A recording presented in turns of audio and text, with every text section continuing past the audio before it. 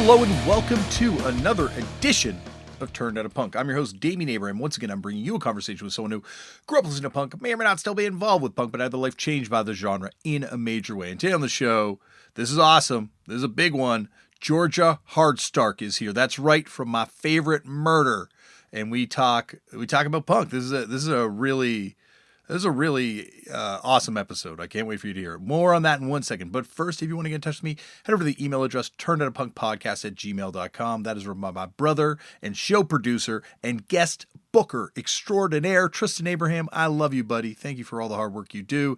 You can also find me on Twitter and Instagram at @LeftForDamian. If you want to support the show, the best way to support the show is just by telling people about it, telling everyone you know about it, letting them know that we do this thing here. Or you can subscribe to it and rate it on the platform you listen to it on.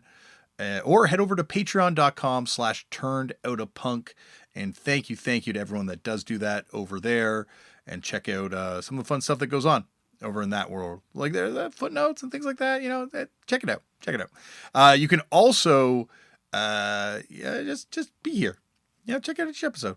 That's how you support the thing. You know, maybe there's a guest you haven't heard of. Check it out. You know, I promise you, I'm not going to waste your time. I'm not here to waste anyone's time. But speaking of support, this thing would not be possible without the kind, loving support of the fine folks at Vans, who came aboard a few years ago and said, Damian, do what you do, but just don't do it out of your own pocket. So they have been great, and I really thank them for believing in this show. Because, like, you know, compared to my guest this week, this is a really small podcast in the grand scheme of things. And yeah, they believe in it. So thank you to them for that. All right. And also check over at floodmagazine.com for Punk as Fuck episodes of me wandering around Los Angeles a few years ago, just talking about punk rock. And in one of the latest ones, I go to Brian Ray Turcotte's house. And if you haven't seen this video yet, Brian Ray Turcotte has the greatest punk collection on earth. Like museum level. Like, it's wild. Like, you got to watch this video. There's so much cool stuff to see. I still like, someone asked me the other day about something I saw there, and I had to go back and rewatch the video. I'm like, holy shit. Yeah, I saw that there. Anyway, watch that video. Also, I'd say this at the end of the show, but I'm going to move it up to the front because some people have been asking me about it. Check out Oil and Flowers. It's a cannabis podcast I do with myself and my buddy DJ Buddha Blaze. It's been moved to its own channel. Like, if you used to listen to it on Turn It a Punk stream, you can now find it on its own channel on all the places you listen to podcasts. But yeah, check that out. I'm trying to think of other things that there's something else I needed to tell you about. Oh yeah, Fucked Up. I'm playing this band. It's called Fucked Up. We put out this new song called Year of the Horse. It's going to be very long by the time the whole thing's out. You can check out the 2 parts that are out right now. I love this thing. You know, I think it's my own band, but you know, I don't always love it. So, but this one I'm pretty proud of to be involved with. And so, check that out. All right.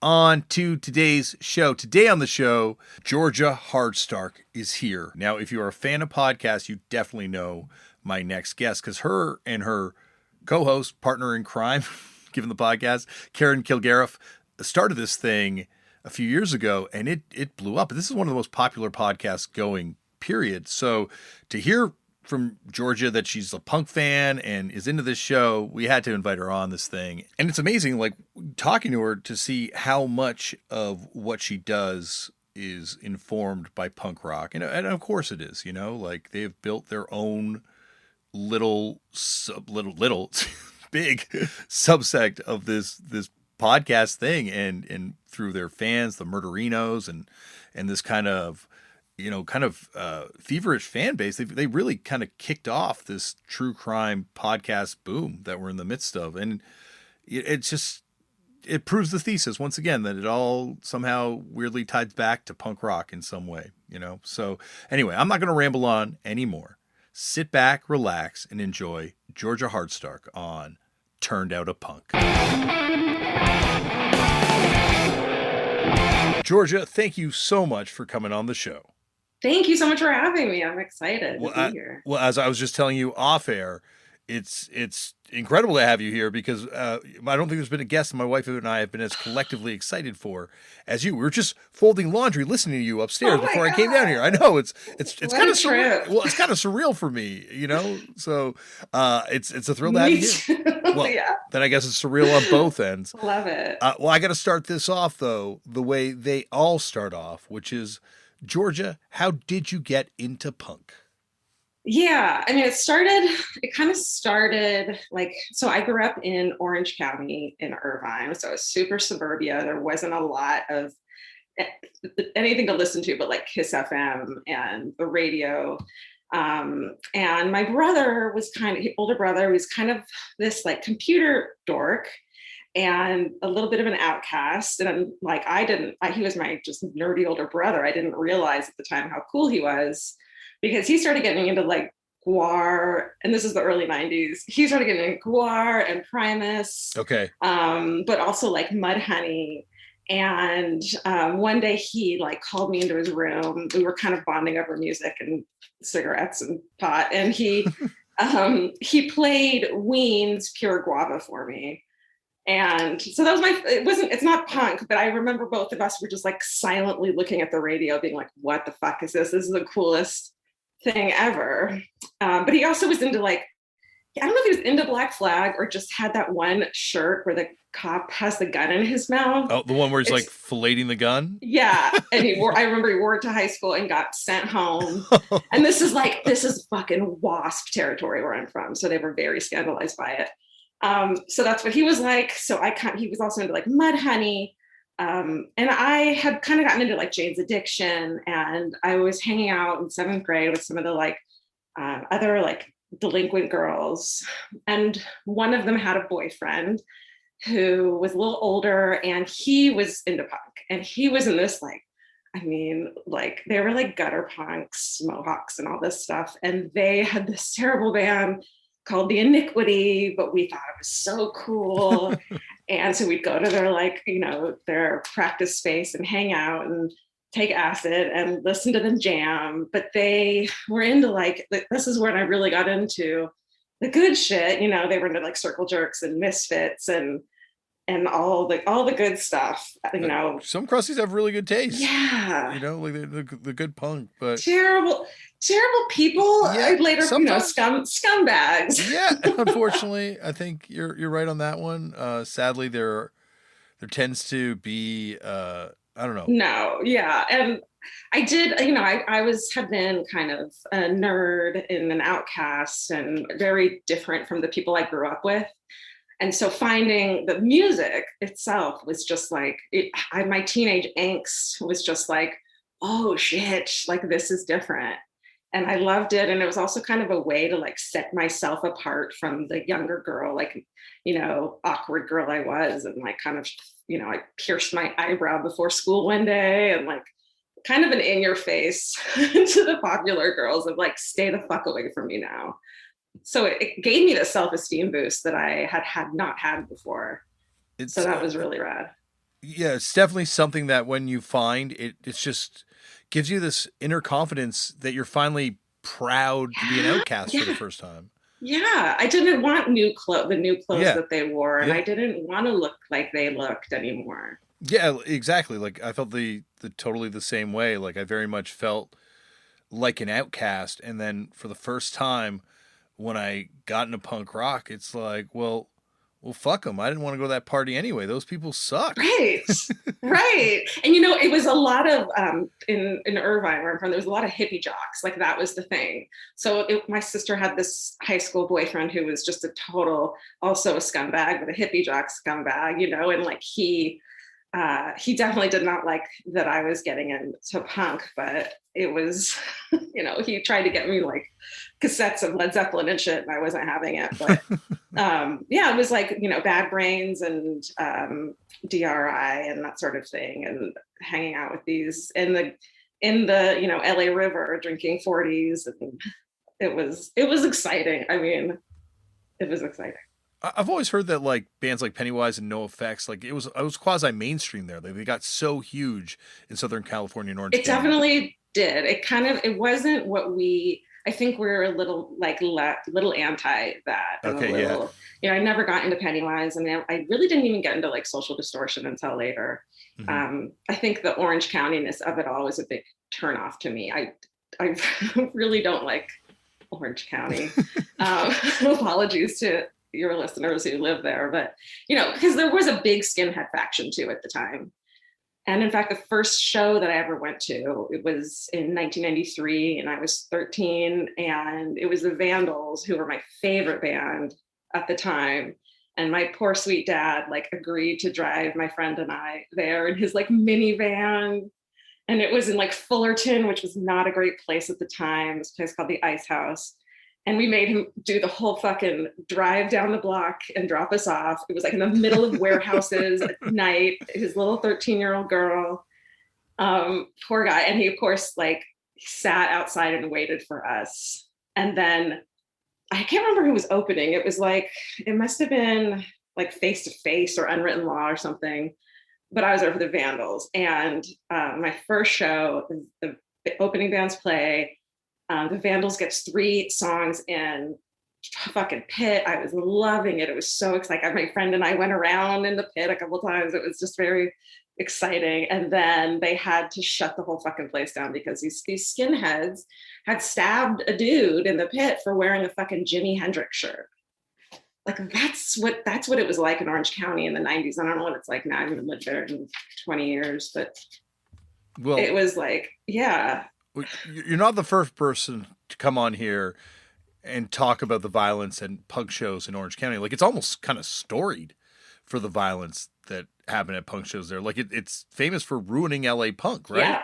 Like that's what you always hear. And people have come on this show and confirmed it. Even people from Orange County to a greater or lesser extent. Yeah. Like I've been there, but only really in and out, playing some shows and things like that. But right. It's super conservative for California, right? It is super conservative, wasps, suburbia. I watched Suburbia as a kid, and I was like, yep, that's exactly what it's like.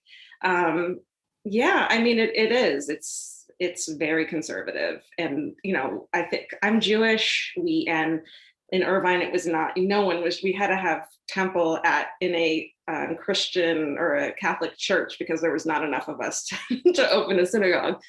And they, my parents were divorced, no one's parents were divorced. We didn't have a lot of money, which was not normal. It was just, if you were a little bit different in any way, you were an outcast, and I think undiagnosed learning disabilities. And so you didn't fit into the school system, and there wasn't really anyone paying attention to that.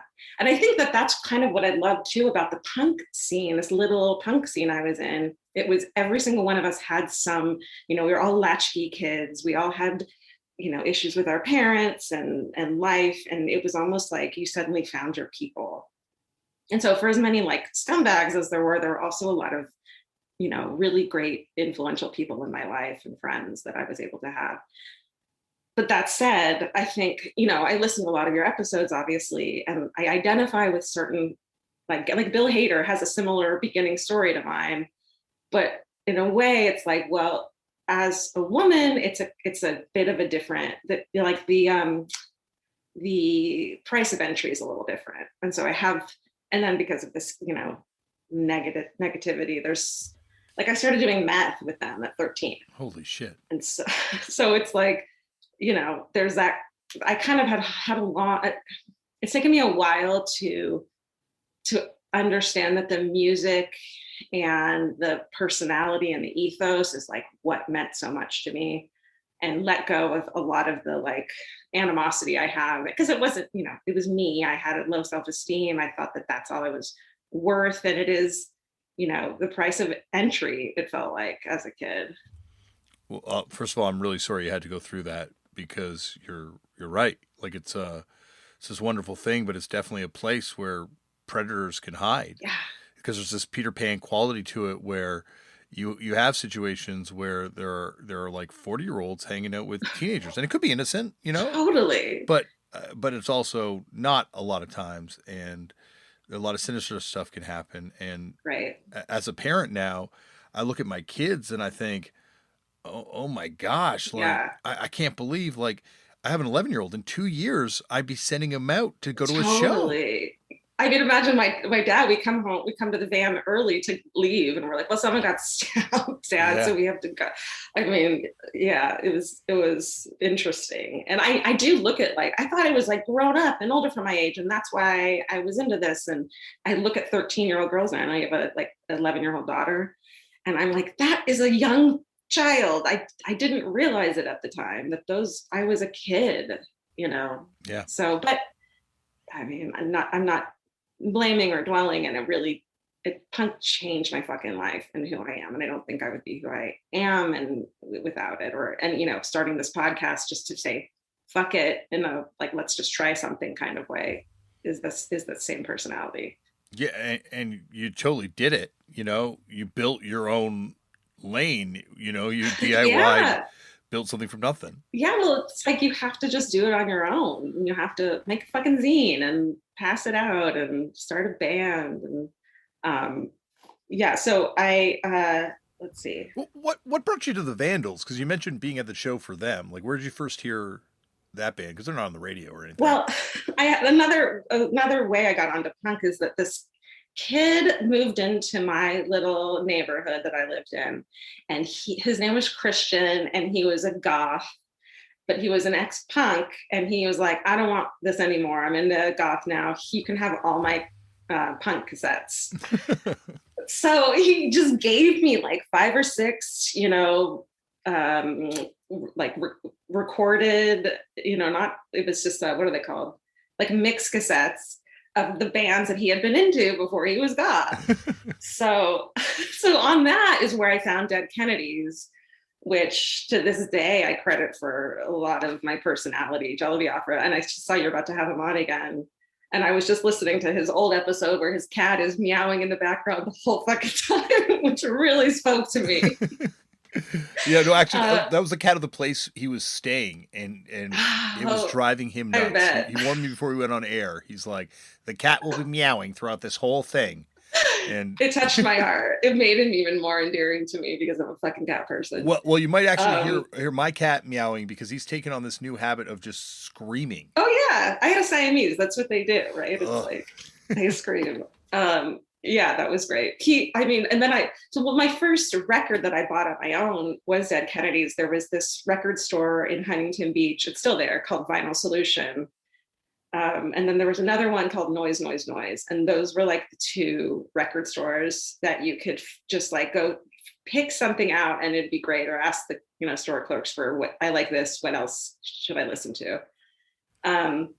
So I got Dead Kennedys, yeah. Oh, sorry about that. What music were you into prior to being into punk? Like, what other stuff did you were into? You know, of course, Nirvana, it's the 90s, and Jane's Addiction. But it was really the radio. There was pirate radio was a thing here in Southern California that played a lot of alternative. And but really, other than that, it was just like, I didn't know anything. I was a kid. It was radio, you know, and then maybe what my brother was listening to. And then, you know, my sister's hippie jock boyfriend, who later died of a heroin overdose, wow. Unfortunately. Yeah. Yeah. So not much, really. Well, after the Dead Kennedys record, where'd you go? Like, where'd you kind of take it? Let's see. From there, you know what I found also was Rod Me on the Rock. Oh, yeah. And the 3 volumes that he put out that I still own from when I bought them as a kid. They are so fucking good. And then from there, like he had Agent Orange and Minutemen and like Channel 3. I took notes because I have OCD. well, you're not the first person to show up on this podcast with notes. Okay. There's been quite a few. And actually, I just started taking notes myself and using them. Okay, yeah. I'd never really done it before, and awesome. You got to be prepared. Well, yeah, being in the middle of the interviews, just self-sabotaging myself, having not prepared for it. But I think, you know, you talk about this on the show, but like mental health stuff is huge, you know, the anxiety. And I don't know, I would just get too anxious and excited for the interview. I just couldn't prepare. Totally. I'm the opposite, where it's like, if I don't put the notes down for like the 2 weeks leading up to it, that's all I'll think about. So if I take the notes down, I can just put it out of my head and like add to it as I need to. Yeah, it's nice. Well, that's a way healthier way of dealing with it than just my living in the Right. anxiety. Well, my therapist just told me that procrastination is actually, it gives you a little bit of a high. And Uh-huh. so it's actually addictive. So I would Oh, definitely fight that. Yeah, for I could, sure. I think, yeah, I definitely can see that. Totally. I feel totally addicted to that. Um, but on to the other thing I can't seem to give up. Records, Vinyl Solution is such an incredible record store. Yeah. Like I remember going out there for the first time and picking up a bunch of records on the first Fucked Up tour, and Nice. Yeah. it's one of those places. But and I think the fact that you have that place and another great record store there speaks to the fact that punk is just so much a part of the culture. And I know Right. we tend to idealize it when we're not from there, but at the same time, like it feels like it must have been everywhere. Yeah, it's true. I definitely got a good experience in it because it was so readily available for me. And even in Irvine, of all fucking places, of like manicured lawns and everything's regulated, there was still a little subgroup of those people. So, what was the Super next show you fine. went to after the stabbing at the Oh Vandals show? God. I went there one more time and then they closed it down. I think I saw Guttermouth Oh, there. oh wow, that must have been nuts as well. I can Yeah. imagine. Oh, yeah. And then I didn't go to a ton more shows just because, house parties and stuff like that, just because I was so young. Um, but Yeah, it but wasn't until later. well, because you're like 13 at these shows, Yeah. so I know. I it's know. I wild. can't believe it. It's crazy. And then I went into rehab. Oh shit. And so I spent my 14th birthday in rehab. Um, and then I eventually got clean, and in rehab I met like my first real boyfriend, who was a fucking total metalhead Hessian dude. And so I was like, ooh, but like Slayer was one of our song, one of our Slayers. Well, it's a middle ground, right? It's Yeah, kind of punky, Slayer's thrashy. cool. Yeah. And we kind of tried to get each other into the other person's music and it didn't really work. Um, Was it a drug heavy scene? Or like, was there a lot of kids using drugs, or was it just, the wrong crowd that you kind of wind up falling in with? I think I fell in with that crowd at the time. There was just a lot of, I think the early 90s in Orange County was really readily available. I can't believe how easy it was for me as a 13-year-old to get meth. Like Wow. it was easy. Yeah. And then there was acid and, alcohol and that sort of thing. So that it felt like that's what the scene I was in was doing. And then I loved it. I mean, unfortunately, it helped me come out of my shell, and I felt like I couldn't be myself without it. And eventually I kind of looked around at the people I was hanging out with, and I had started to get a little more confident in myself. And I had started reading a lot of Ray Bradbury and Kurt Vonnegut, and like just kind of started to want to stay home and read. Mm-hmm. Mm-hmm. And so I quit on my own, and then fell into this relationship with this guy from rehab. His name was Chris Pratt, actually. And he later died in a car accident. There's a lot of God. like death. So sorry. Yeah. So I kind of went into that relationship for a while. And then I don't know did you ever hear about Coos Cafe? It was in Santa Ana. Yeah, no, it's like kind of a well-known venue. It's definitely come up on the show before. I think it's come up a few times actually. Yeah. I found that in high school, and it was just the coolest venue. It was in Santa Ana, not kind of a not great area. It was this dilapidated tiny craftsman house with a rad lawn. And they had just cleared all the furniture out, and the band would play in the like family room essentially, and everyone would just stand around and watch, and they'd go drink on the lawn and hang out. And it was just so many good bands came through there. And it's also where I found like the Riot Girl scene.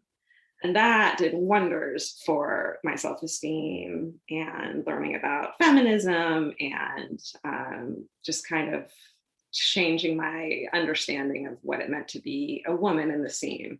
So that was really pretty amazing. Yeah, that's like the best part of the 90s is seeing that kind of politics made real. You know, like punk had always been political in lyrics, but you know, watching in the '90s, and you have, you know, the rise of all these things and the rise of the sort of like actual sort of practical politic, not just on the lyric sheet anymore. Like the rise of zine culture Yeah. and like queercore and riot girl and sister girl riots and all this kind of stuff. Like it was such a special time. Totally. And I mean, Dead Kennedys, and like I gotten like Jello Biafra spoken word and stuff like that. And I'd always really been into history. So I love the angry, yelly punk stuff so much, of course. But then Jello Biafra, like just listening to Dead Kennedys, I was like, what does that mean? What happened there? And I would just go get, you know, there was no internet. I would just go get like a encyclopedia. Thank you, that thing.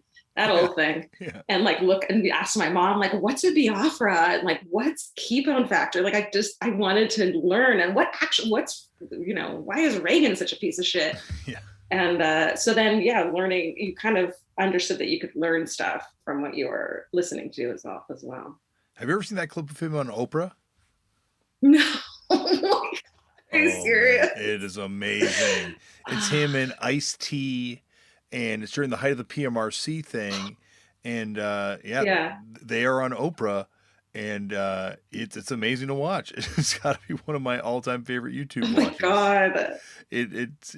He's debating. Tipper Gore's there as well. I love it. I love him. Actually, not that long ago, when I first started the podcast about true crime, you know, I got asked to be on like a panel with this, like, it was like talking about like some, you know, there was like there was a documentary about OJ, and they wanted us to like discuss it and get our feelings, but it was like a prosecuting attorney and a detective and a forensic scientist. And so I was like the internet girl who was an armchair detective. So I was already, and like I felt all, you know, they all had business suits on and shit. So I had like a cute vintage dress on, and I just felt totally unqualified and nervous, and I couldn't speak the whole time, even though everything they were saying, I was like, I know what they're talking about. And so I hated it. I went home that night, and Vince and I went and had a drink, and I was like, I don't want to go back tomorrow. I fucking hate this. And he gave me this pep talk, and then he was like, you're Jello Biafra. And I was like, yeah, I'm fucking Jello Biafra. And I went back the next day and like put on my Doc Martens and jeans, and it was just like, you could fucking do this, like channeled him in a way then they were something like, who's this girl who knows all about fucking DNA and shit? It's so, I'm like, as an adult, I'm fucking 40, and I still use it as a, you know, and punk as a way to like live my life.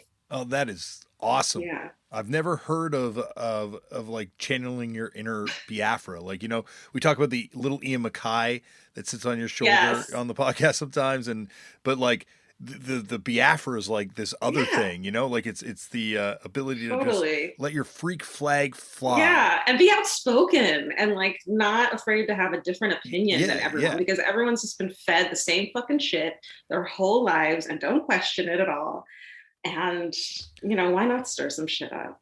It's wild when you look at the place Jello Biafra has in history, you know, like here's this guy who like he went toe to toe with Congress, you know, like people like he's the reason weed is legal in Canada right now. Like he's this guy who I think people underestimate him culturally these days in a weird way, you know. He's a really absolutely. And I oh my God, what like I saw him when I lived in San Francisco. There was this bar called Edinburgh Castle. And it was like, I saw him hanging out front one night, and it was the most starstruck I've ever been. And I just like couldn't get up the nerve to be like, hey, you know, when I was 13, you really changed my life. Unfortunately, I could have, but I just don't think I couldn't handle it.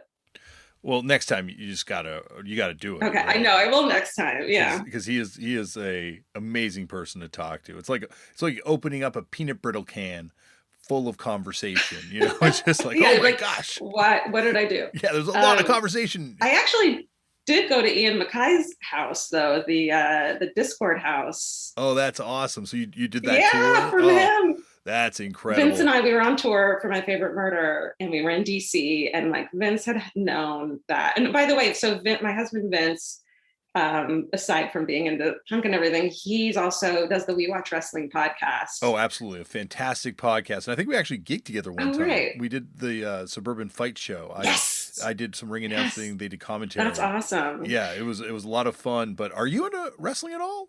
No, it's great. It's great. It's better than football. No, I love it. Actually, when we were first dating, he like 3 dates in and we were like really into each other. He was like, I have to tell you something. And I was like, oh, fuck, what's it going to be? And he was like, I'm really into professional wrestling. And I was like, oh, I can handle that. That's fine. But he was definitely like, it's really fun. I love it. I love the old shit. I love how passionate he is about it. But yeah, I get it. It's just not your thing. In the same way, he's not into watching murder shows constantly with me. Yeah, I get that too. I very much get that too. But there is sadly a lot of middle ground though, because unfortunately there is a lot of true crime that happens. Oh man, I did the what's his name story? Chris Benoit. Yeah. Hardcore. Yeah, really heavy story. In punk rock too, sadly, as well. Like there's we were a couple weeks ago, Vanessa from the band Pylon was on the show, and she mentioned this band, The Restraints, and I'd never heard of them, so I look them up and stuff, and she's like, oh, they kind of have a bad reputation, and then I look at the videos of this band, and the lead singer he's got like a gun on stage. Not a gimmick. No, he's got like this loaded gun that he's waving around the whole time that they're playing. And, researching it, I see that he's like, shot his girlfriend, he had to shoot his girlfriend, and he claimed it was an accident. Yeah. They went to his house. They found all this reactionary punk stuff there, and they charged him with committing a hate crime. And he died of diabetes 3 years later, I believe, in prison. Wow. Really, really horrendous story. That's something else. I guess, who'd have thought the guy who carries a gun on stage was actually going to use a gun on stage? Yeah, well, as you were saying earlier, as we were talking about earlier, like it is a place where punk rock, where sometimes bad people can hide. Totally. There is like that bad element, and I do like resent it a lot, and kind of, of course I'm not in contact with any of those people anymore, but it is this like, I want to go back. Like a lot of my work in therapy is like go back and like give that girl a voice, and not to like hate myself for what I put myself through, but into all, I guess. Well, yeah, this podcast, we tend to put rose-colored glasses on when looking at punk rock history and really, bigging it up all the time. But as you've talked about here, it's a place that, as much as the great stuff that it has with it, also has like a lot of terrible shit that happens within it, or happens, I don't know, not necessarily because of it, but as a result of people getting mixed up. I think that's why I wanted to come on too, is like, it's like, it wasn't a positive, I'm using Bill Hader as an example, but he seems like a very fine young man, of the like, you're accepted into the group automatically, it's like that. And it definitely feels like a time and a place. So I know not everyone has these experiences, but this kind of, it's the hold my jacket type of thing that I guess I resent probably a lot. It's also like real luck of the draw who winds up bringing you in. Yeah. Because like to see what like little subsect of punk rock you wind up in, it really depends on, the peer group you find yourself with or the people around you. And I found like on this show, people that have been on, like that's such a huge part of it, and, totally. And there are more positive elements in punk rock, Definitely. and more positive like sub scenes, and so I guess going back to the journey when you found that scene in Santa Ana, the more positive scene I'm talking about, was that Santa Ana? Oh, that was in Santa Ana, but in Orange County. So. Oh, yeah, sorry. When you found that Santa Ana scene, what were like some of the bands that were kind of coming through there? Let's see. Like, well, one of my favorites still is Karate. Karate. Oh, absolutely. Love them. But then there was, so fucking good. I don't really remember exactly who was coming out at the time, but the bands I was listening to were like Operation Ivy. I just was obsessed with, and Subhumans too. I got really into. TSOL, and but there was a lot of like, it was kind of like the getting into the late 90s, so the hardcore scene was coming up there. The hardcore straight edge scene was coming up as well. So a lot of that kind of thing. I mean, it's so foggy. I wish I still had the flyers that they had from that place, but it was a lot of really cool, really exciting. Like you just go one random night, whatever night you were free or got the car, you just go, and it would always just be a scene and great music and, you know, touring bands. It's, you know, you brought up the hardcore stuff there, and at a certain point, you know, like hardcore kind of takes over, it would seem, you know, like bands like Strife become like the biggest bands. It's like the Epitaph era ends and the hardcore era cometh or something. Yeah, it's funny that you mentioned Strife, because when I did move to LA in 1998, like the minute I graduated high school, I was like, fuck this place. And moved to LA. They were the first people I like made friends with in LA. I came here really not knowing anyone. I just needed to leave Orange County. And I like met one of them at like Headline Records or something like that, and like just started hanging out with, I'm sure they don't even remember me as this kid, but yeah, they were like my first friends, Andrew and Rick Rodney. Yeah. Yeah, I actually went on this like weird all ages tour thing with Rick a couple years ago. Oh, wow. Yeah, it was awesome. It was like super fun, but I gotta say, I was legit kind of starstruck. Yeah. You know, like they were the band in the 90s. Yeah, they're so, I mean, they're so powerful and incredible. Let's see, wait. But then at that point in like my 20s, then it was like getting into like Pavement and like Jawbreaker and Elliott Smith and Modest Mouse and that sort of thing. So I'd go to a lot of shows here in LA at the Troubadour, and you know, Murder City Devils was always a really fun show to go to. And yeah, it was, I mean, the show, like shows, like almost didn't matter who was playing unless it was a band you loved, because it was just this like, that's where you socialized, and there wasn't any other, you know, it was the record store and shows, and that's, and maybe like comic book stores. What were some of the like local bands you were into around that time? Because it feels like that's the time when LA really starts popping off again. There's like the smell scene, Yeah, and, like, you know, other stuff that's happening in other parts of the city and other suburbs around then. Like it really feels like it's a real vibrant time for music again in that city. Yeah. I'm trying to think, like my brain is so foggy. I know like the Rapture was a band, they're not from here, but that was a band that I always loved so much. Fuck, who did I like? Name of their band so I can remember. I guess Black Rebel Motorcycle Club. So At the Drive-In was like one of my favorites. It's some dude I was dating in like 97 put them on a mixtape for me. And RIP to mixtapes, right? Definitely. And I saw their first show in California. I think it was called Chain Reaction. Yeah, Big All Ages. Yeah.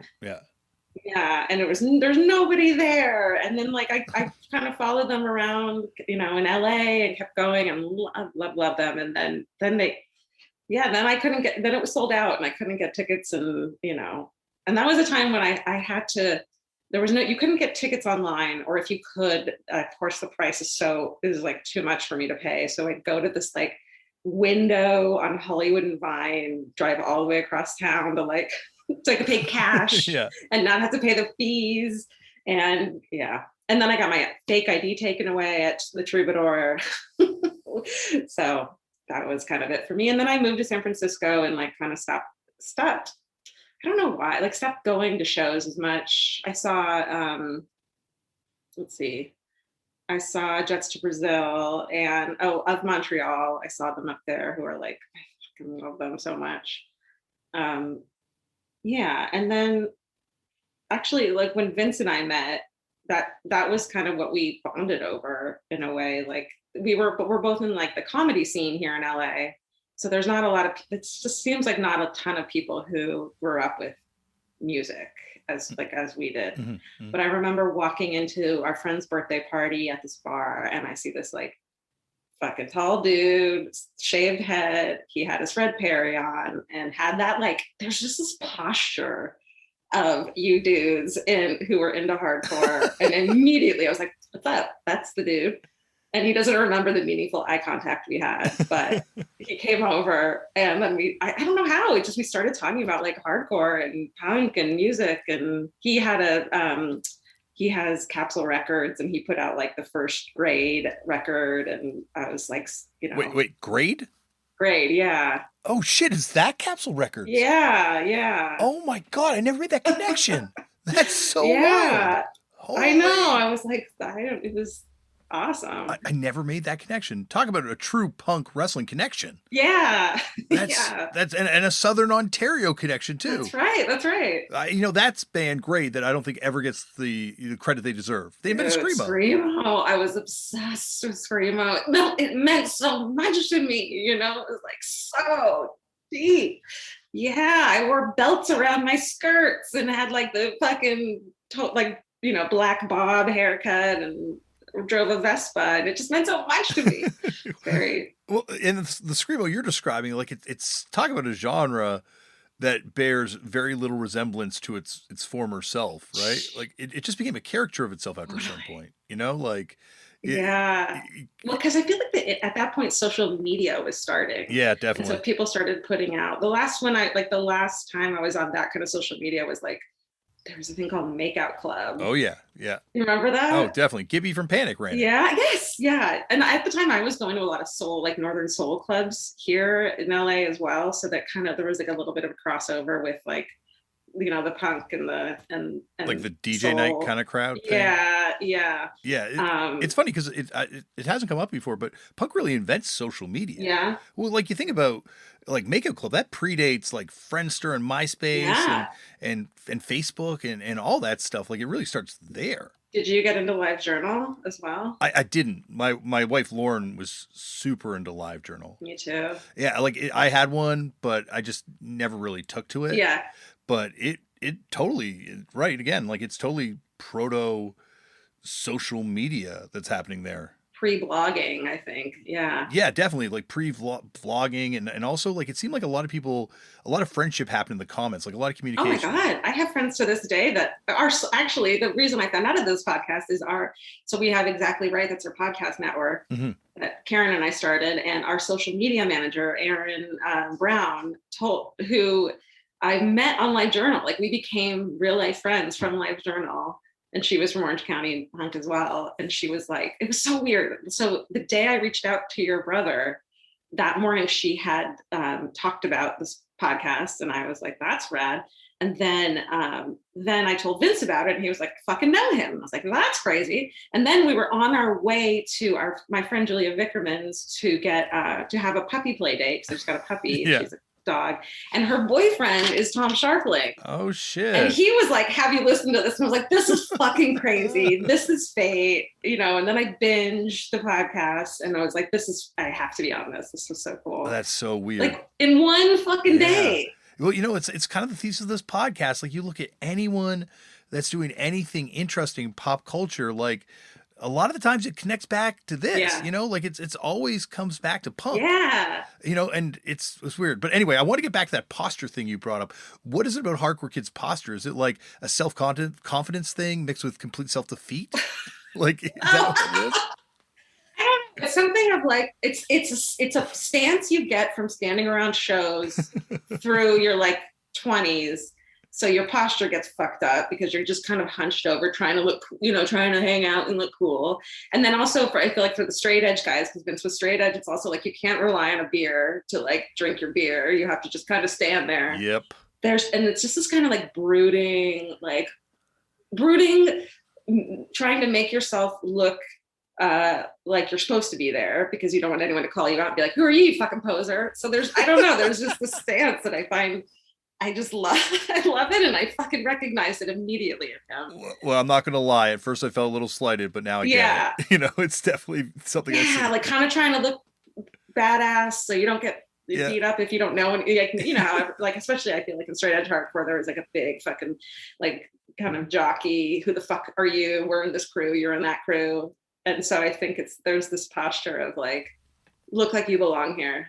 Yep. No, that makes sense. And it's funny you bring up that fear of violence because There was, like you really Oh my did. God. Yeah, they beat people They up. beat people up. People were getting beaten up for nothing. Nothing. I remember when I was a kid, like when I was, 13 and hanging out with these fucking punks, they were best friends. And it was one of their birthdays.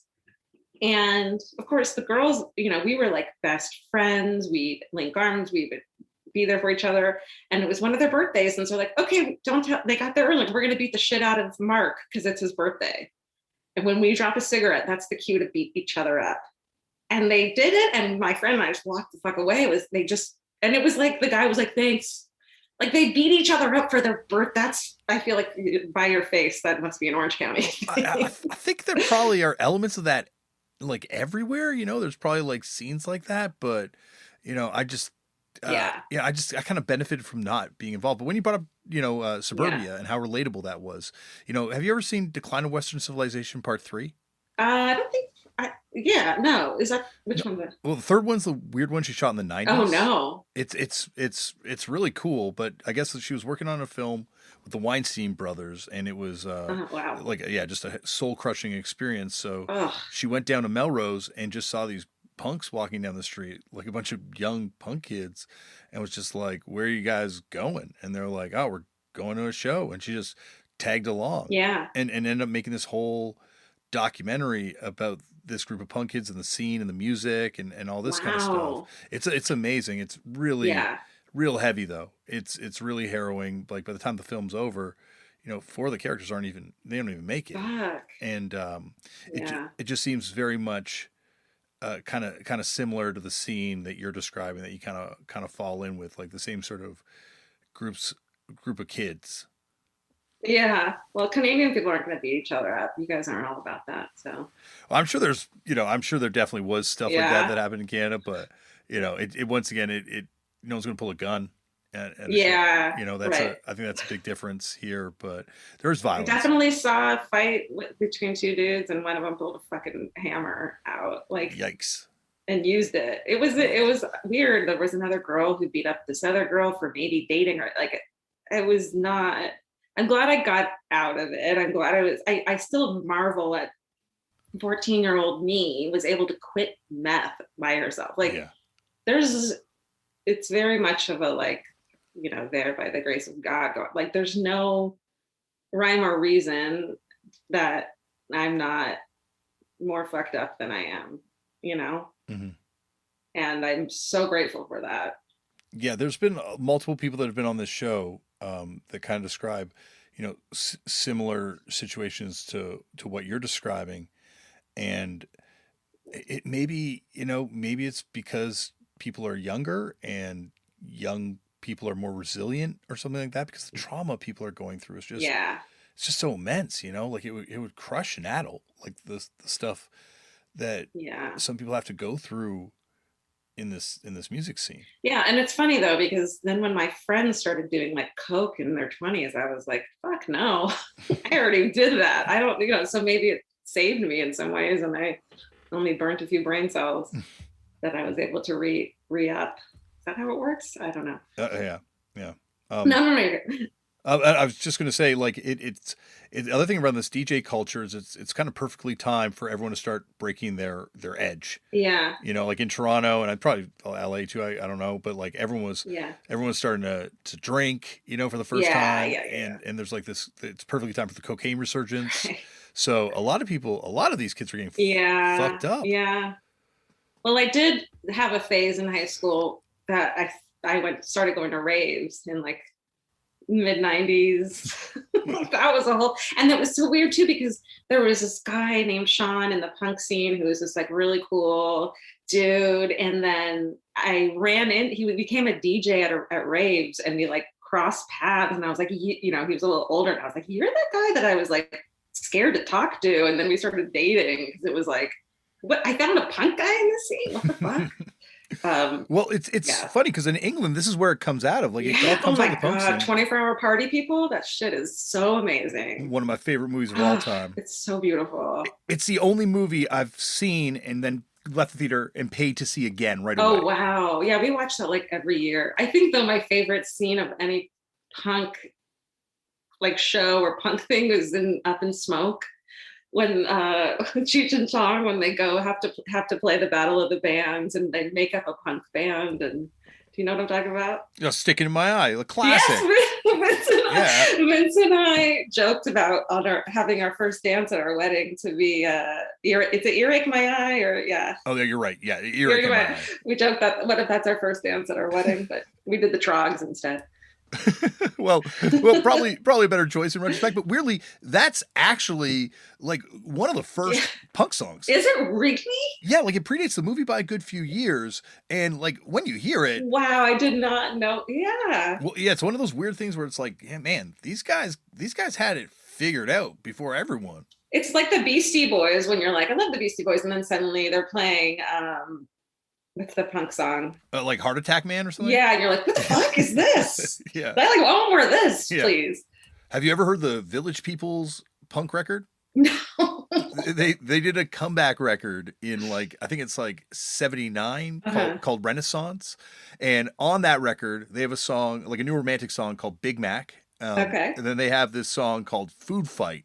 That's just like this total ripping punk song. Wow. It sounds like the Dickies, you know? I love that. It's got like keyboards in it, and it's got everything. That's why when someone's like, oh, like, you know, that band's a poser, like some of the best music's made by posers, thank you very much. That's right. It's called experimenting. Fucking try it sometime. Absolutely. You know? Goddamn right, you know? I love that. That's so funny.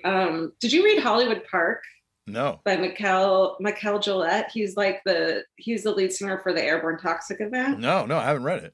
Oh, you gotta read it. It's, aside from the fact that he was like born into a cult that his family escaped from, he got into punk, and the whole book is about his like youth learning about it and getting into it. And it reminds me a lot of, I identified with a lot of it, but it's a fucking beautiful book.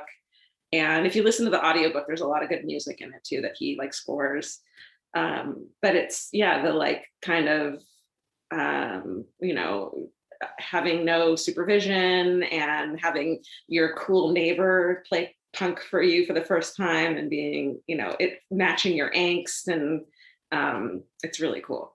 Check that out. I bet he'd be on. He's so cool. No, I got to read that. You know, like you know, that's why I do the show, right? Like, keeps coming back to like, why are so many cool people drawn to this? You know, like it's wave after wave of interesting people, and the music changes, but there's always just these fascinating parties involved. Yeah, but you would never get it. Like Bill, I'm sorry, I keep coming back to Bill Hader, but I was very much like, really? Mm-hmm. Yeah, no. And it's so cool. Yeah, he was the one that really he shocked me too. You know, like when John Wurster reached out about him wanting to come on the show. It was like, really, him?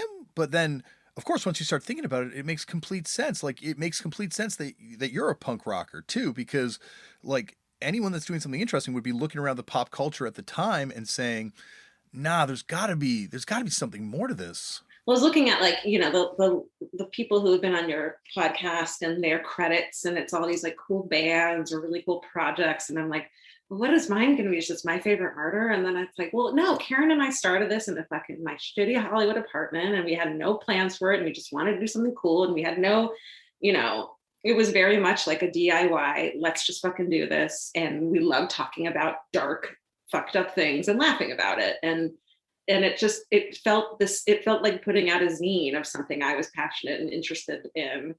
And it had the same like chutzpah of the girl who was super into punk, that I think it matched it. It's like how you can tell the people who live their lives that way, and like how it's led them to be the people they are. And so of course it makes sense like across so many different personalities and careers that we've all gotten into. It's exciting. It's so cool. Well, it very much feels to me like an extension of zine culture, you know, like like you're saying, like people finding a topic they love and researching the shit out of it, and like being like, here's what I like. There's a zine called Murder Can Be Fun that and I gotta send you scans of this thing, because it was a zine that was done. I don't know much about the guy because there was never any autobiographical information in it, but it was just be like one murdery thing he'd be writing about each time, and like newspaper clippings and things like that. But it was so like cool, and it really feels like obviously what you're doing is completely different. There's so much personality in it and stuff. Like, Yeah. to be honest, like most of my favorite stuff's when you're talking about the mental health stuff and all the personal stuff in the beginning, and then the murder stuff. Yeah, It's thank like you. I gotta dip because murders scare me a little. When Sue was like, I can't, like, if we're gonna go to bed right after we watch something, he's like, we need to watch the episode of Seinfeld or Yeah, something. palate Like, cleanser. I definitely. and meanwhile, I'm falling asleep to like I'll Be Gone in the Dark to fucking Golden State Killer audiobooks. So I totally understand. I think like I do have a secret zine that I wrote really? when I was 16. Yeah, I don't think any copies exist anymore. I don't even have one, which I'm a little bummed about.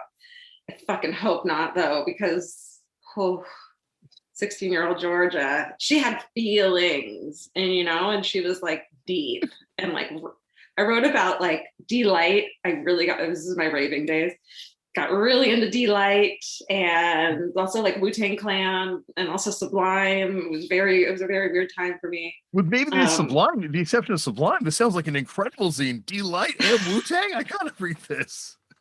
Yeah. And then I was still also really into Ray Bradbury still, like sci-fi and stuff, or like fantasy. And I've actually met him.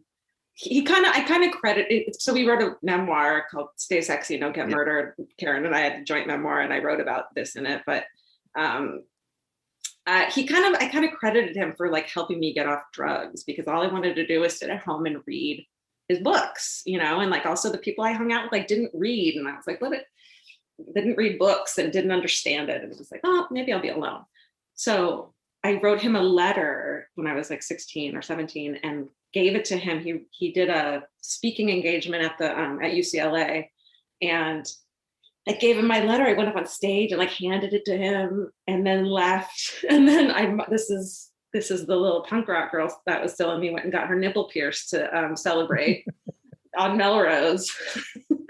And then 2 weeks later, he sent me a care package with like a book, and like he wrote Onward in it. And I still have that. That was like that's amazing. Very cool. I know, right? Like it was one of the highlights of my life. That's awesome. That's cool to find out that he was cool, like so cool. You don't hear bad stuff. It reminds me, no, he was just an incredible person. And it reminds me, and so a couple of years ago when we went to the Discord house, that it reminds me, Ian MacKay, same fucking personality, was like, he greeted us and spent 2 hours with us, showing us, because I was really interested in this house because it's this like prefab, like build it yourself, post-war house. So I'm really into that. And he was like, there's like a secret hiding compartment with like kids' toys from the 50s in it. And he showed us every letter. He showed us every flyer. He gave us extras of everything.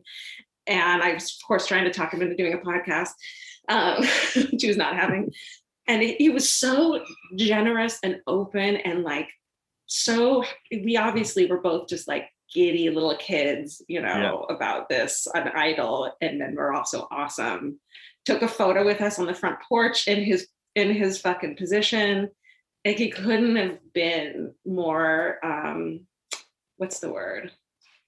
Open. And like, I can't think of the word. Giving, I guess, and like that, like giving the of his time and of himself. Exactly. We got in the car after, and we're both just like quiet for a while, Vince and I, and then we were like, "What the fuck just happened?" Yeah.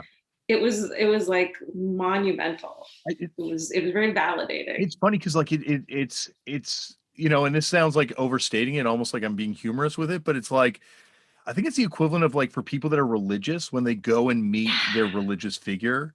And they and like, just for them, it's just touching their head. But for us, it's like, spending time and getting to ask all these like nuanced questions you've been mulling over. Like it is the equivalent of like this sort of like religious pilgrimage, getting to go there and getting to spend the afternoon with them. Totally. And it's like he knew how much it meant to us. Yeah. And like, we didn't have to say to him, "You meant so much to me as a kid." And I think he understands that if you're into that, especially as a kid, you were going through some shit. Mm-hmm. You know what I mean? Mm-hmm. It's like you needed that music, and you needed the punk to like get you through what was a fucking hard time. Your parents didn't understand you, which they don't, and you're going through so many hormones, and you just need an outlet. And so he like knew who we were, and he was very very generous with that. And I just think that it was so cool. for that reason. I think he's like the most stable of all the like all the Yeah. icons. Like he's the one you can go, and Yeah. he has the greatest sense of self, I guess, with it Yeah. too. He stayed in his neighborhood. Yeah, He's not, yeah. He keeps doing cool shit. yeah, yeah. No, he definitely is So like. cool. I had the exact same experience where I went over there and I was like, and I went over there super cynical about the whole thing. And then, You yeah, really, like just like, well, how good could it be? Like, how cool is this yeah. going to be? And end up hanging out. And like you're saying, like he was just like, you're like, wow. And then it just starts coming out. You're like, well, here's how I found out about your band. Here's the thing I want to know about. That you did. Yeah. Well, he had, he cataloged every letter he's ever gotten from a fan. He had a wall of photos. Like they'd send him like their school photo and be like, I'm Jamie and I love you. And he fucking kept Yeah. them and saved them, Yeah. It's just like, Well, it's amazing. There's this band from here called Sloan. Do you know Sloan? Oh yeah, for sure. They're like rock gods in Canada, and Yeah. when Chris Murphy from Sloan was a kid, he went and drove in a van from Halifax down to Washington D.C. and went to the Discord house, and like wrote to Ian, and it's like Vince has a story. He did that in high school. His dad, they went on a trip to DC from like Detroit, and his dad took him there and like, it's like, what are you doing? But Vince had written them a letter. I don't know if he's going to be mad at me for telling this, but he had written a letter when they did like Lollapalooza and was like, you're a sellout, blah, blah, blah. And which he very much regrets to this day, but he was like, Ian couldn't find it, thank God. And Vince was just like, thank fucking God. If he read that in front of me, I would die. That's amazing. But thankfully he did but like that. And aside, go on. I didn't mean cut off. Sorry. No, you go. No, I because I just feel like I think even he would have a sense of humor about that. Like I think he understands like the place he has where he's also takes a lot of shit too. Totally, I'm sure. Well, besides him, like there's always the token Keith Morris sighting here in my neighborhood. Yeah. It's almost like good luck. And you're like, hey, there's Keith Morris. He's just walking. He's just always walking in the neighborhood, and it's almost like slug bug kind of a thing with your friend. But he's they're definitely I'm glad. I feel very lucky that we have these people, and that's why I do the podcast. Like you're legitimately the youngest person that's been on this podcast Chappelle Lacey was on recently, and he's pretty, yes, I saw that. He's way young. But apart from yourself and Chappelle Lacey, like the average age is around 60. But at the same time, I'm like, I have the ability to ask all these icons like about these things. Yeah. Like I feel that's crazy. Well, I might be the last generation who didn't have the internet with punk, so maybe I feel like, of course, that's great for me, but thankfully it changed discovery. It really does. Like you're saying, like you relied on organic stuff, and it's now it felt like a treasure you were finding that no one else knew about. And it is like it's special that way. Like when you go into a record store and you smell the Nag Champa and you don't know what to do, and you see a cool record like album cover, and you're like, I'll fucking try this. Yeah. Well, it's special. The record store. I think the loss of the record store. It's just it was more like you're saying, it's a community center. Like, well, it's a community center. Like it's like where you go and you meet people and you see these records. Totally. And see fun flyers for shows and totally. I really I don't know. I lament the loss of like the punk rock record stores now, because it's just there's just not that curation, and obviously there's a lot of gatekeepering that can go on at these absolutely. I feel like maybe Vince and I will open one day, but he's gonna have to let me have some of my nerdy. I got the Tullycraft pop punk kind of pink, what are they called? Promise ring. Oh, I love like Promise all the ring. Little, they're so good. Yeah, the I think as I went into your delight section in this record store.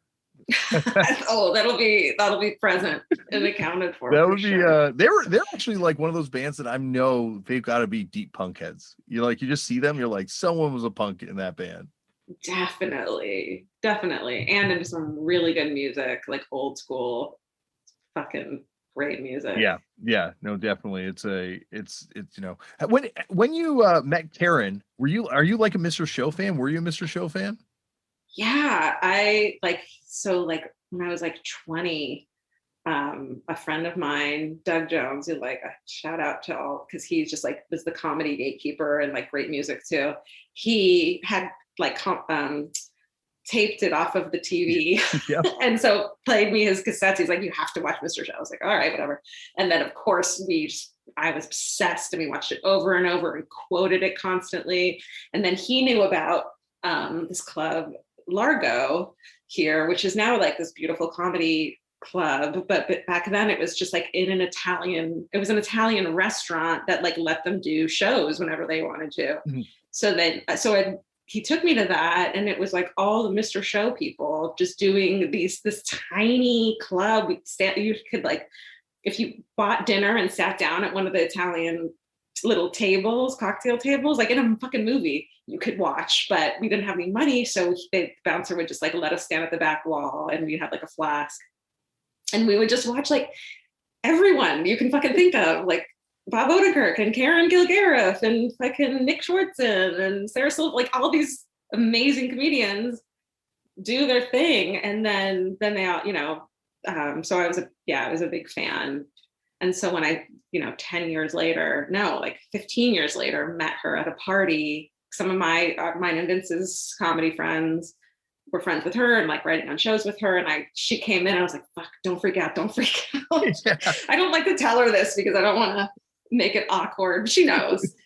And so we just became like organic friends because we just really got along. I would freak out. Mr. Show's like the best. Like, I think that's like, oh my God. Like you're saying, being the last generation without the internet, I think that's like one of the last things that was really like, you got to watch this tape.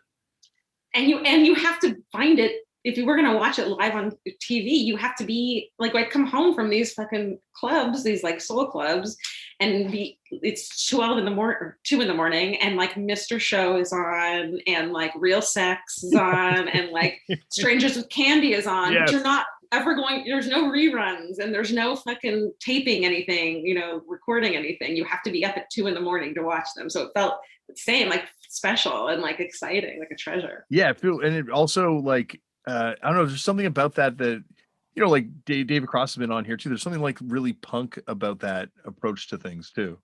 Totally.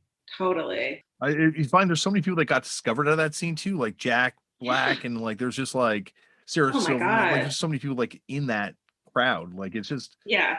When you watch it now, you're like, oh, that person's a famous fucking actor. Yeah. This is Tom Kenny. He's the fucking voice of SpongeBob SquarePants. Like maybe the richest person in the world. Probably. It's crazy. It's weird to think about how wealthy the people that are involved in those cartoons wind up being. Dude, oh my God, that's the job to get into, is voiceover. I think it's a really hard job to get, but it's cushy. Yeah, that's what I've heard. Yeah, there's apparently though, it's like one of those jobs that when you make it, you make it. But when I remember when my brother and I were little kids, we met the guy who did the voice of Wolverine in the X-Men cartoon.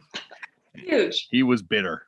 He was bitter than Wolverine because he was pigeonholed. Probably that's like his job now. I think he's like, I make way more money, kids, when I do one of these commercials than when I do Wolverine's voice. I'll tell you that much.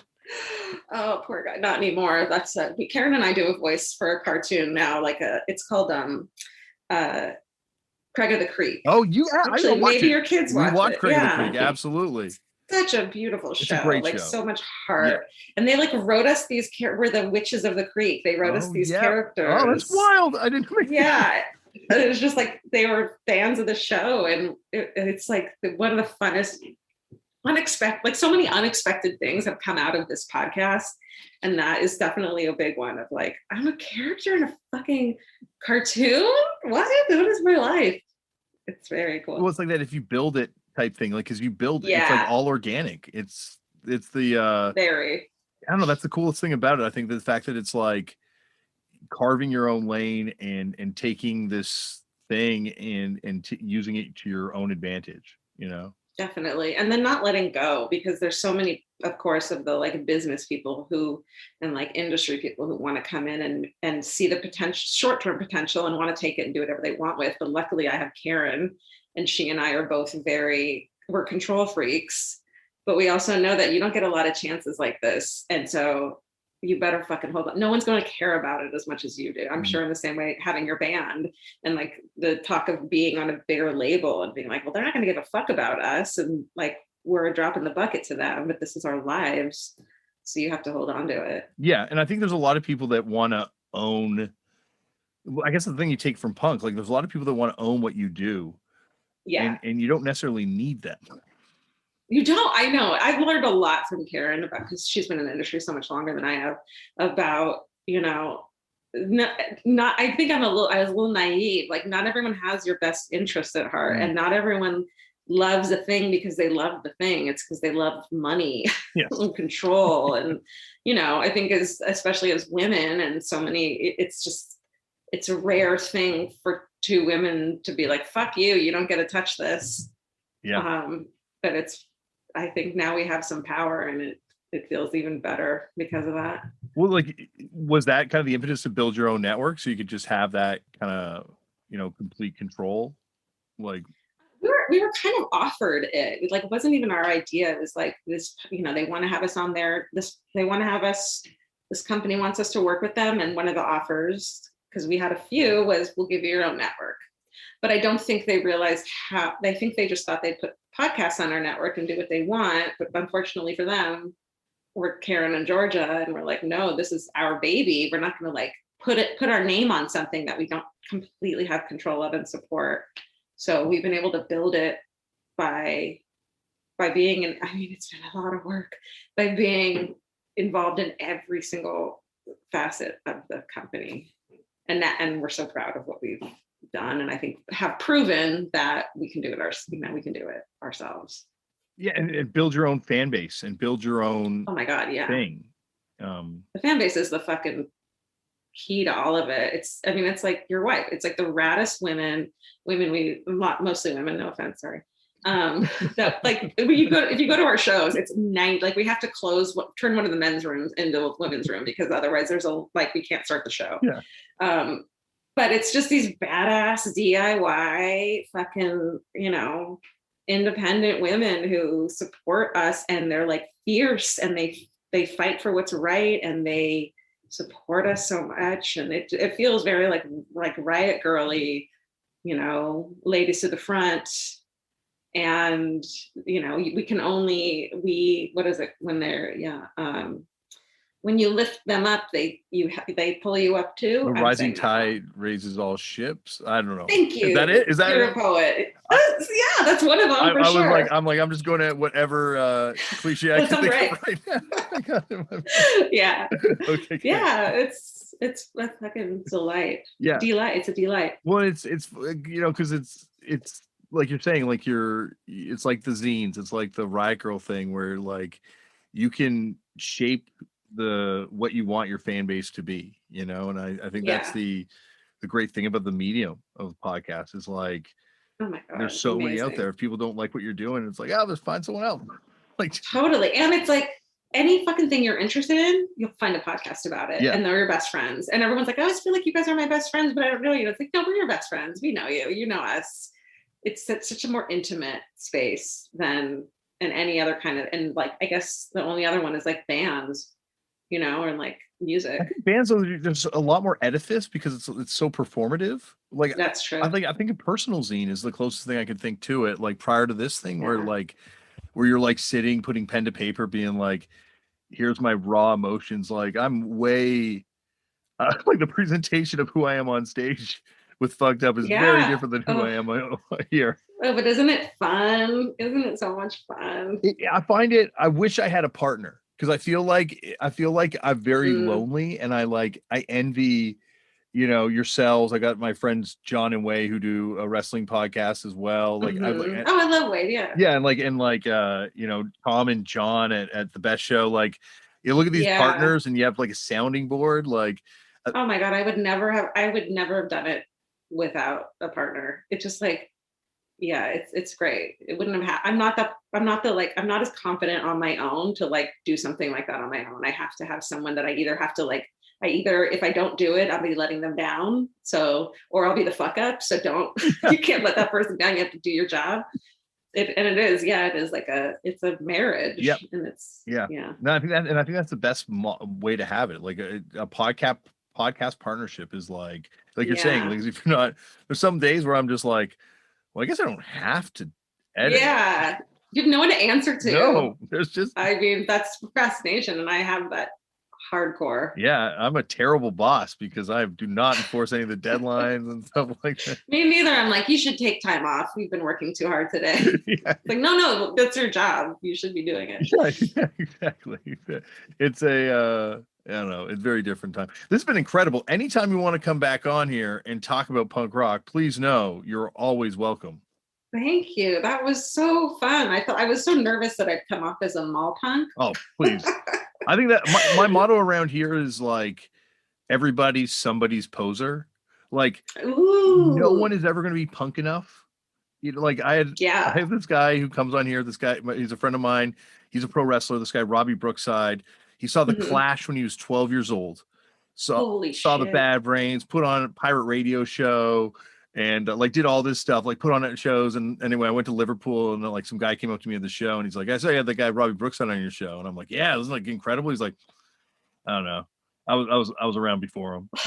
Like, so. Oh my god! Well, there was a time when Henry Rollins was a poser to everyone. Exactly, so like everyone's somebody's poser. Exactly, like no one's ever going to be punk enough for anybody. So no, that's so true. I love that. It's definitely the change definition. I was going to ask though, what is the punk murder that you would want to do on the podcast? Ooh, okay. So it's so funny. I almost wore a Night Flight shirt, and that's, the Night Flight. Oh yeah. So okay. Oh, Peter Ivers. Do you know about Peter Ivers? He was the original host of when Night Flight was just like a TV program. I think it was on cable access that just played videos. It was like a really cool, and it was during like and so they were like, he was like kind of the ambassador of the new wave like punk scene in LA. Yeah, okay. And he got bludgeoned to death in his apartment downtown, and it's still a cold case. They have no idea who did it, and there's some shady fucking characters around the story. It's like and then no one talks about it. It's like I was gonna do it as a story for the podcast, but there's not enough information. It's just like it'd be like a 10-minute story because there's just really not a lot of info. That's a mini episode. So, yeah, exactly. So that's Peter Ivers, and he has albums out that you can, like, some weird experimental, like, new wavy albums. Did he play saxophone? Is he the guy that would play sax? Yeah. Wow. Yeah, we bought some albums. It's like not my style, but he seemed like he's like an ambassador, almost like a Rodney Bingenheimer type, but for that scene. Wow, that's amazing. Well, yeah. Well, anytime you want to come back on here and deep dive into that case, Georgia, you are welcome to. Thank you, Damian. This was so fun. I'm thrilled. Thank you, Georgia, for coming on the show. And you heard right there, Georgia will be back for part 2 at some point in the future. Because there's a lot more to discuss, a lot more to get to. That is it. Check out her podcast, My Favorite Murder. I'm sure you probably do, but if you don't, and you're a fan of true crime, definitely. If you're not, you can be like me and you can listen to the first little chunk where they don't talk about the murder stuff, and then just duck out. Just that's what I have to do. All right. Speaking of have to do, I have to tell you about what's coming up on the next episode of this show. On the next episode of this show, it's another doozy. We're not letting up the gas on this thing. We gave you one go-go, but that's not enough, because really the thing I'm beginning to realize is that the go-go's are kind of like a very early example of a punk rock supergroup. And this will become very clear next week when Kathy Valentine comes to the show. That is right. One of Austin's first punk rockers, and of course, a member of the legendary Go-Go's. It's an incredible conversation. She has a fantastic new book, and a genius songwriter. This band, Go-Go's, they had so many people that could just write these unbelievable songs. Anyway, we talk about all this next week. I'm very excited for you to hear this one. That's it Remember, as always, Black Lives Matter. The lives of Indigenous people matter. We need to protect trans kids, and we need to help trans people protect themselves. Go out, get informed, learn, hear from people's experiences and stories. Donate your time. If you're able to, donate money to causes that are important, and just, support people. These aren't political issues. These are just like human issues. People just deserve to be free and to have, it sounds very cliche when you say it like that, but it's true. And most importantly, we just need to smash fascism and just not let that shit come back. Because fuck. Oh, anyway, sign your organ donor cards, because by the time they come looking for those organs, you don't need them. So just sign that card. Donate blood if you can too. There's blood shortages and stuff. So if you're able to donate blood, please do. What else? Make something creative for yourself. Make a drawing. Make a podcast. Start a band. Do it. See what happens. It might help your mental health. And on that note, try meditating. I'm trying it still, and I'm keeping up with it, and I find it's really helping me. Definitely. And then go easy on yourself. Try and soften that inner voice. That comes up in meditation a lot. And I think we all, our inner critic can be a real mind fuck and definitely make things harder for the people around us too. And what else do I say? I think that's about it. These are no rules. I'm not telling you how to live your life. Just do what you're going to do. But these are things that I tell myself. These are things I need to tell myself, because I think these things are all important. All right, that's it. I dread doing these intros and extras, and then I do them, and I just can't stop recording at the end of it. So that's it. See you next episode. And now I remember what I forgot to say. Next weekend on the show, I'm going to do like a 3-episode weekend, and it's going to be like a Detroit punk weekend. So anyway, if you stuck around to the very end, you get that little teaser. This is like that after credits stuff that those superhero movies do. Big reveals. I'm revealing stuff that's coming down the line, but it is awesome. That Detroit weekend, I'm super stoked for you to hear. Oh, keep going from strength to strength. All right, that's it. Thanks for listening, everyone. Bye.